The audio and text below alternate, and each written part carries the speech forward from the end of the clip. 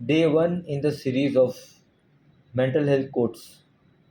First quote, जो पहला coat मैं आपके सामने पेश करूँगा, वो है जब भी स्ट्रेस होता है हमको, हम शॉर्ट टर्म कोपिंग स्किल्स या लॉन्ग टर्म कोपिंग स्किल्स हमको क्या इस्तेमाल करना चाहिए। शॉर्ट टर्म कोपिंग स्किल मतलब अभी आपको कोई प्रॉब्लम आया and you you use very handy thing. ज़्यादातर ऐसा माना गया है कि जब भी आप शॉर्ट टर्म कोपिंग स्किल लोगे तो you will just see the reward, short term reward you are getting by the dopamine reward pathway, and you will feel happy for some time.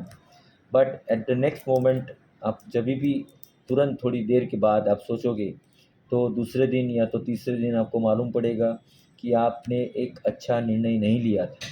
तो मेरे हिसाब से कोपिंग स्किल ऐसी करो कि वो लॉन्ग टर्म हो, एंड आप एक जो नशा है या तो फॉल्ट रिलेशनशिप्स है, वो फिज़िकल रिलेशनशिप्स हो, इंटरकोर्स हो, रिलेशनशिप्स एक with unknown people who, and see, all these things need money, and for money people can go to any distance they can, and all these things, ये सब चीज़ें आपको नुकसान करती है।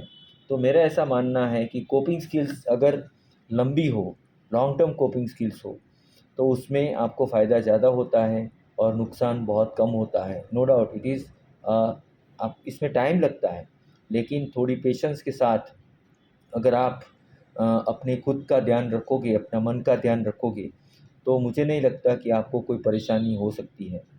तो कोई भी आपके बड़े हो या कोई भी आपसे बड़े कभी भी बोले कि भाई take care of yourself, then वो केयर है फिज़िकल एंड मेंटल हेल्थ, दोनों का ध्यान रखना है।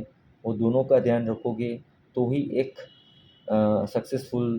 Successful not in the way of money, no doubt it is as important as it is, but mentally, emotionally and physically आप you will be successful person, and you will take care of yourselves and your future generation with a very good way.